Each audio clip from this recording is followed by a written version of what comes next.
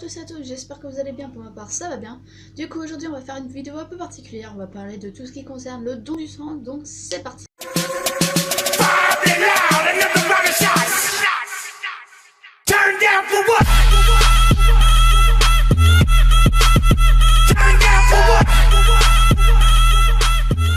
Déjà avant de commencer de parler du don du sang, je vais vous faire une petite parenthèse vite fait qui va pas durer trop longtemps. C'est que je vais d'abord m'en excuser par avance de ne pas avoir fait de vidéo la semaine dernière. C'est juste parce que justement j'ai fait le don du sang vendredi dernier, donc ça m'a posé un peu de problème. Donc c'était le vendredi 22 avril. J'ai eu des conséquences qui a fait que, donc je vais vous en parler dans cette vidéo, de toute façon ne vous inquiétez pas. Donc on va dire que avant de faire le don du sang déjà, il y a une règle qui est assez simple à retenir, c'est que vous pouvez pas donner votre sang tant que vous êtes mineur. Pourquoi je dis ça? C'est simple, c'est que c'est la loi qui a toujours eu. Même si c'est... comment? On va dire que de base, vous pouvez pas le donner avant 18 ans, c'est parce que... même si vous avez 17 ans, puis que le lendemain que vous donnez de votre sang, vous avez 18 ans, vous pouvez pas le donner, il faut être majeur au jour. Si vous y êtes pas, c'est même pas la peine d'y compter, parce que pour eux, tant que vous n'êtes pas majeur, c'est tout un système, franchement, c'est très compliqué. Du coup, c'est pour ça qu'on peut pas le donner avant 18 ans, puis c'est pas à nos parents de décider, ou c'est pas à nous, c'est justement, c'est tant que vous n'êtes pas majeur, vous pouvez pas le donner, tout simplement. Ensuite, il y a une autre raison, c'est que si vous êtes 18 ans et que vous faites moins de 50 kg, vous pouvez même pas le donner. Parce que déjà quand on vous prélève le sang, on vous enlève à peu près une canette de coca. Donc si vous voyez une canette de 33 centilitres, c'est à peu près ça qu'on vous en retire.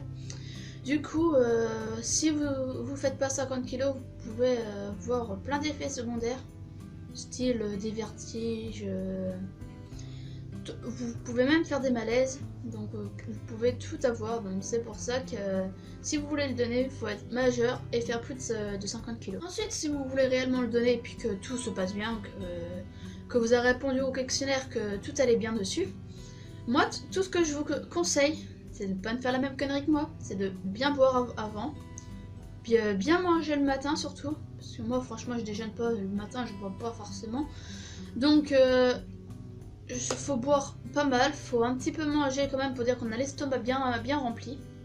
Si vous avez pas tout ça, bah, ça peut poser problème, vous pouvez avoir des vertiges, tomber dans les pommes, tout ce qui va avec. Après, dès que vous avez donné votre sang, donc en moyenne, ça dure 7 minutes quand on vous en retire le sang. Personnellement, moi ça a duré beaucoup moins, ça a duré 5 minutes je crois. Mais voilà, après faut bien suivre tout ce qu'on vous dit. Moi là-dessus, pour moi le don du sang ça a été quelque chose de simple, j'ai adoré, c'était rapide, tout s'est bien passé. Mais après, donc voilà, bien sûr qu'après que vous l'avez donné votre sang, donc on vous donne gratuitement à manger, mais bon ça paraît logique parce que si vous... Après vous avoir retiré votre sang, vous avez la fatigue, faut bien manger, bien boire. Alors que moi j'ai juste mangé et bu ce qu'on m'a donné, ce qui est pas du tout suffisant parce qu'au final bah voilà j'ai eu des vertiges après, puis et puis je suis tombée dans les pommes 1 heure après, donc voilà. C'est pour ça que moi je vous conseille de, si vous le faites, de pas faire la même connerie que moi, que vous buvez et vous mangez bien juste après votre don. C'est très important parce que voilà, après vous pouvez avoir vous pouvez tomber dans les pommes tout simplement, parce que moi c'était le cas. Parce que pour faire court, moi ça s'est bien passé, le don du sang s'est bien passé, j'ai mangé, j'ai bu juste après que je l'ai donné. Sauf que j'ai pas dû assez boire. Pourquoi je dis ça? Parce que j'ai juste bu une petite canette de coca, franchement c'est rien que ça. Dès le matin à 11 h, je bois juste ça, c'est pas suffisant du tout. Bref, du coup, après ça, on était obligatoire de remonter en cours. Du coup, je remonte en cours, tout se passe bien. Sauf que la prof n'était pas là, du coup, bon, on s'est barré, quoi, tout simplement. Puis, arrivé en plein milieu de la cour, j'étais avec des fumeurs et tout. Donc, normalement, dès qu'on donne notre sang, on devrait pas fumer. Mais bon, moi, vu que je ne fume pas, bah, j'ai pas fumé. Sauf que le fait que j'étais dans les alentours avec des fumeurs, bah, ça a posé beaucoup de problèmes. pourquoi je dis ça? Bah, on va dire que 1 heure après que j'ai donné mon sang, et bah, je suis tombée là dans les pommes, boum. Sans pression, ça m'a...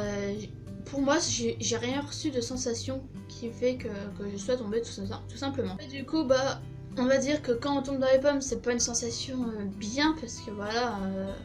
Sur le coup, moi, ma réaction, c'est que déjà, juste avant que je tombe dans les pommes, je rigolais super bien avec mes amis.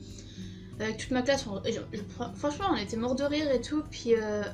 au final, bah, d'un coup, comme ça, sans prévenir, je suis tombée dans les pommes, j'ai fait un malaise. Je suis restée inconsciente, on va dire 2 minutes, donc on va dire que voilà, j'ai eu l'effet secondaire, le fait que j'ai pas bu assez après avoir donné mon sang. Du coup, bah voilà, quand on tombe, ça pardonne pas. Après, bon, ben, on va dire que si vous voulez être populaire un peu de votre bahut, voilà, vous savez ce qu'il faut faire, hein, parce que franchement, ce jour-là, le fait que j'ai fait mon malaise, bah, j'étais reconnue par tout le monde, hein. C'est tout le monde qui s'est intéressé à moi, façon de parler. Mais bon, on va dire que pour moi, sur le coup, je m'en rendais pas compte, hein. C'était sympa à eux de prendre de mes nouvelles. Mais voilà, pour moi, c'était quelque chose d'hallucinant, parce qu'il y a des gens que je connaissais très peu, ou que je pouvais pas forcément bien saquer, faut être franche, mais qui sont venus vers moi en me demandant si ça va et tout. Donc c'était un peu bizarre. Mais je les remercie d'ailleurs d'avoir pris de mes nouvelles. C'est pas comme d'autres personnes que je connaissais qui m'ont juste pris une petite nouvelle comme ça, puis basta quoi. Pour moi, ce qui m'a beaucoup choqué, c'est que c'est la distance que les gens ont réussi à entendre d'où que je suis tombée et où qu'ils étaient. Donc je vais vous montrer un petit schéma. Donc vous voyez juste ici, c'est où que j'étais. Et il y a un mec qui sortait du bâtiment, donc celui-ci, qui me fait ouais, on descendait du bâtiment. Et puis on descendait du bâtiment et puis justement on a entendu un gros boom. Parce que je suis tombée comme un bout de bois, bam. Sauf que c'est la tête qui a tout pris en premier, vous voyez. C'était un truc chelou, mais bon voilà. Du coup quand j'étais revenue à moi, donc 1 heure après que je sois tombée, parce qu'ils m'ont gardé en observation et tout pour voir si j'étais apte et tout à reprendre les cours. Puis surtout il fallait qu'ils me surveillent. Du coup quand je suis revenue, ils m'ont fait ouais, on t'a entendu à partir du bâtiment et tout. Pour moi, ça m'a choqué. Je me suis dit, m'entendre tomber d'un bâtiment, c'est que le choc était violent, quoi. Du coup, c'était très très très hallucinant. Franchement, il y a rien d'autre à dire. Puis ensuite, le fait que du coup, bah, fallait que j'aille manger et tout. Bon, voilà. Après, je reviens en cours, tout se passe bien. Bon, à part avec la fatigue, le choc et tout. Franchement, les cours pour moi c'était limite. Je me suis dit, la première heure de cours l'après-midi, je me suis étalée sur ma table. J'ai écouté un peu le cours, franchement, je me souviens un peu du cours. Pas tout en entier, ça je vous l'assure. Mais je sais de quoi à peu près quand on était en train de parler. Précisément, si vous voulez le savoir, on était en train de corriger un contrôle, donc perso, les contrôles, je m'en foutais un peu. Bref, donc ensuite, après, je vais dans un autre cours, donc il y avait au total 2 classes qui étaient mélangées. Et puis à ces meufs-là, donc que j'étais pas très amie avec elles de base, on va dire, qui sont venues me voir, puis qui m'ont fait ouais, on t'a entendu des escaliers de la cantine. Donc si je vous remonte mon schéma, c'est juste ici. Donc moi ici jusqu'à là, vous voyez, c'est que ça fait une distance de allez, 30 mètres on va dire, voire un peu plus. Donc le fait qu'on entende comme ça, pour moi c'était un coup dur, mais de chez dur, puis parce que voilà, le fait qu'ils se sont même inquiétés, puis que de base, en plus, personne savait que c'était moi. Même ceux de ma classe, ils se sont pas rendus compte aussitôt que c'était moi. Mais ils se sont rendus quoi 2 secondes après. Puis d'ailleurs, je leur remercie beaucoup à ceux de ma classe. Donc s'il y en a qui regardent ma vidéo, voilà, je vous en remercie du fond du cœur. Je ne saurais jamais comment vous remercier. Puis voilà, après du coup, avec tout ça, ça m'a fait réellement un choc. Puis revenir en cours, cette émission difficile pour moi, mais franchement très très très difficile. Ensuite, bon, je vais vous parler aussi du truc qui me suis arrivé vendredi soir, vers 4 h. C'est que quand on va voir l'infirmière du bahut, puis que le médecin qui nous a prélevé notre sang nous dit, qui lui avait dit que s'il m'arrivait d'autres symptômes à la tête, que fallait que j'aille voir l'infirmière, puis que justement que j'aille aux urgences. Du coup, bah, vendredi soir, qu'est-ce que j'ai fait? Bah, j'étais aux urgences, hein, bien sûr. Sauf que, pour pas vous le cacher, j'y étais pour de la merde. Pourquoi je dis ça? C'est simple, parce que je suis restée plus d'1 heure aux urgences. Parce qu'au début, on m'a fait un électrocardiogramme, on m'a pris ma tension, on a pris tout ce qu'il fallait. Bon, même si ma tension était basse, mais bon, ça, voilà, on s'en fout, hein, parce que, vu que j'avais pas mangé midi, bref. Et puis, du coup, après, il fallait que j'attende qu'un médecin arrive. Du coup, entre les deux, on va dire que j'ai attendu 45 minutes. Sur un lit d'hôpital, à rien foutre. Parce qu'il n'y avait même pas la télé, j'avais même pas mon portable, j'avais que dalle. Donc vous me voyez allongé sur un lit comme ça, puis attendre. Alors que si t'as pas de patience, c'est même pas la peine. Perso, moi, j'ai passé plus de 45 minutes. Je me suis demandé combien de temps que je suis passée. J'avais l'impression que ça faisait une éternité que j'y étais. Alors que pas du tout, mais bon. Puis au final, le médecin, qu'est-ce qu'il me fait? Il me fait juste le tour des urgences.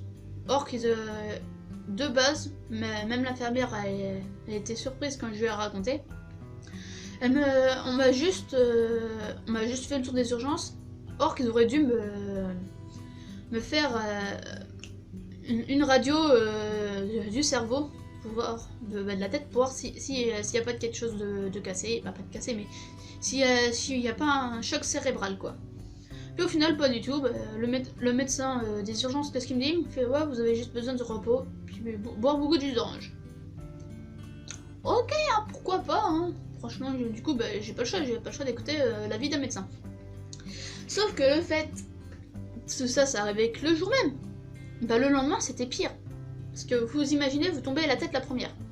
Donc si vous avez la tête la première, forcément, vous avez un mal de tête. Bon, moi, mon mal de tête, franchement, je l'avais depuis la veille. Donc pour moi, ça m'a pas changé. Ensuite, j'ai eu des vertiges. Tout ça le lendemain. Et le problème, par-dessus tout, c'est que j'avais le cou bloqué au lever. Donc tu te réveilles, t'as le cou bloqué, tu peux plus bouger. J'étais comme ça, je pouvais pas bouger. Si on me voyait sur mes photos, je ne pouvais rien faire. Du coup, faire des vidéos, c'était pas possible pour moi parce que rien quand je vous parle, là, je bouge mon cou. Donc, faire des vidéos quand t'as le cou bloqué, c'était pas possible. Puis, franchement, j'avais pas le sourire, j'étais motivation zéro. J'avais des hallucinations. Donc, avec des vertiges et tout, c'était même pas la peine de vous faire quelque chose. Après, je vais pas vous raconter tout dans les détails, mais voilà, après, pour moi, le seul conseil que je peux vous donner, et puis c'est que de toute façon, tous les médecins peuvent vous le donner aussi, c'est que si vous faites un don du sang, c'est surtout bien boire, bien manger après et avant le don. Pourquoi je dis ça? Parce que voilà, moi j'ai fait la connerie de ne pas assez boire et manger. Parce que voilà, moi le matin, j'ai bu, j'ai mangé un petit truc. Mais bon, quand tu te lèves à 5h30 du matin et que t'as le don à 11h, c'est compliqué quoi. Parce que voilà, il s'est passé tellement de choses entre temps que voilà, bah, vous avez déjà digéré, vous avez tout ce qui s'est déjà passé. Donc c'est très très très compliqué de ça. C'est pour ça que moi, ce que je vous conseille, c'est même si vous faites le don du sang, amenez quelque chose avant dans le sac. Ne mangez pas 1 heure avant. Entre 1 heure avant et l'heure, ça sert à rien parce que voilà, vous serez peut-être moins bien. Mais c'est comme la clope, hein. Fumez pas avant 1 heure le don, vous arrêtez votre clope, ça sert à rien. Mais ce que je veux dire, c'est qu'il faut surtout bien manger. Mais pas attendre 5 heures, ça sert à rien. Parce que moi, après vous faites la même connerie que moi, puis voilà, vous pouvez tomber dans les pommes, faire un malaise, donc voilà. Mais surtout, c'est de bien boire après, quitte à boire des litres et des litres d'eau.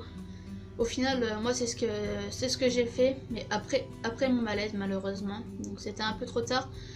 Mais donc voilà, c'est pour ça que moi je vous conseille de bien boire, bien manger après et avant votre don. Certes, c'est pas plaisant, c'est pas quelque chose de cool à faire, mais c'est quelque chose d'obligatoire parce que quand vous donnez votre sang, il y a 4 personnes sur 10 qui font des malaises. Donc moi, pour mon premier don du sang, j'en faisais partie. Donc maintenant, je sais que la prochaine fois que je le donnerai, je ne ferai plus cette bêtise-là. Du coup, voilà, j'espère que cette vidéo-là vous aura plu. Si c'est le cas, n'hésitez pas à mettre un pouce bleu, ça me fera énormément plaisir. Et puis, j'espère que ce conseil-là vous aura pu vous aider. Et puis que ça peut vous aider à donner votre sang. Parce que franchement. Il en faut beaucoup de donneurs. Franchement, si grâce à cette vidéo là vous le donnez, ça me fera énormément plaisir. Franchement, ce sera quelque chose que tout le monde vous en remerciera. Donc voilà. Après du coup, je vais vous laisser là pour cette vidéo. J'espère qu'elle vous aura plu. N'oubliez pas de me rejoindre sur les réseaux sociaux, Facebook, Twitter, Instagram, Snapchat et Skype. Les liens sont dans la description de cette vidéo ainsi que sur le bandeau en haut de votre écran. N'oubliez pas de me rejoindre sur Snapchat, vous avez tout ce qui se passe au jour le jour, si j'en fais les dons du sang, ce qui se passe. Je ne vous oblige pas à me rejoindre sur les réseaux sociaux, mais bon, pour moi ce sera plus simple de vous contacter si je fais une vidéo ou pas, parce que voilà, c'est comme ça que je vous ai prévenu pour dire que je ne la ferai pas la semaine dernière. Donc voilà, je vous dis en attendant la prochaine vidéo, amusez-vous bien et portez-vous bien, puis je vous dis à la prochaine. Allez, bye bye.